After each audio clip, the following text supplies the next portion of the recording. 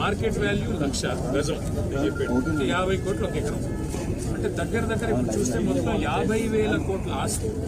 50,000 కోట్ల ఆస్తి. ఇది కేవలం ఇక్కడ ఉండే కొంతమంది బడాబాబులు, పెద్దవాళ్ళు, డబ్బులు ఉన్న వాళ్ళకి జస్ట్ 12,000 గజం ఉన్నదాన్ని 4,000 గజం ఇచ్చేస్తా అంటున్నారు. ఆ 4,000 గజం ఇచ్చేసి అపార్ట్మెంట్లు కట్టుకోండి, పరిశ్రమ తీసేసి కాలుష్యానికి అందరం వ్యతిరేకం. కాలుష్యం ఉండే పరిశ్రమలు హైదరాబాద్ లో ఉండాలా వద్దా అంటే తరలించాలి. మనం కూడా ప్రయత్నం చేస్తాం. తరలిస్తే ఎక్కడ తరలించాలా? మనం ఫార్మాసిటీ అని పెట్టాం. ఫార్మాసిటీ అంటే ఇక్కడ పరిశ్రమను అక్కడ తీసుకెళ్లాలి. ఇప్పుడు మీరు అందరూ ఉన్నారు, మీకు పిల్లలు ఉంటారు, స్కూల్స్ ఉంటాయి, అట్లాగే మీకు కావాల్సి ఇక్కడ చిన్న చిన్న వ్యాపారాలు అవన్నింటినీ కూడా అక్కడ ఏర్పాటు చేసి తరలిస్తే పోతుంది, లేదా పోదు. కాబట్టి తరలించాలంటే మొత్తం వ్యవస్థ ఏర్పాటు చేయాలి. ఈయనేం చేస్తున్నాడు? ₹1,00,000 గజం ఉన్నదాన్ని కొంతమంది బడా సైట్లో 4,000 గజాన్ని వాళ్ళు ఏం చేస్తారు?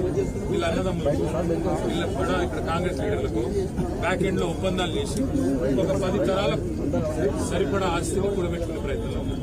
హైదరాబాద్ లో మీకు గుర్తులప్పుడు ఒక పార్క్ పెడదామంటే జాగలేదు. అన్న చెప్తున్నాడు ఇందిరమ్మ ఇండ్లు ఇవ్వచ్చు కదా మరి మీకు. ఇందిరమ్మ ఇండ్లు కడతా అన్నాడు.